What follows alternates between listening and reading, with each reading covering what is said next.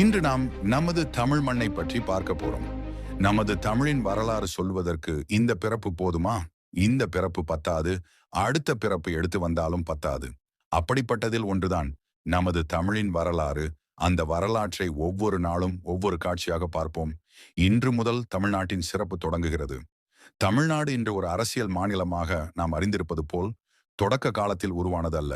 மனிதன் பூமியில் வாழத் தொடங்கிய காலத்திலிருந்தே நீண்ட ஆயிரக்கணக்கான ஆண்டுகளின் வளர்ச்சியின் விளைவாக தமிழ்நாடு உருவாகியது. இது ஒரே நாளில் ஒரே காலகட்டத்தில் ஏற்பட்ட மாற்றமல்ல.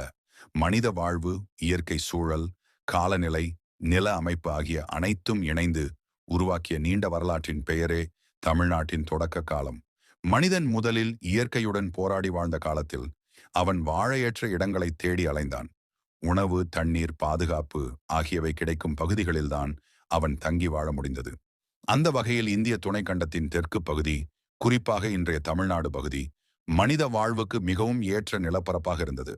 மிதமான காலநிலை, பருவமழை, ஆறுகள், மலைகள், கடற்கரை ஆகியவை ஒருங்கே அமைந்த இந்த நிலம் மனிதனை ஈர்த்தது. தொடக்க காலத்தில் தமிழ்நாட்டில் வாழ்ந்த மனிதன் முழுமையாக இயற்கையை சார்ந்தே இருந்தான்.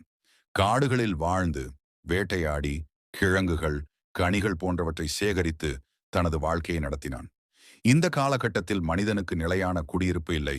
அவன் தேவைக்கேற்ப இடம் மாறி வாழ்ந்தான்.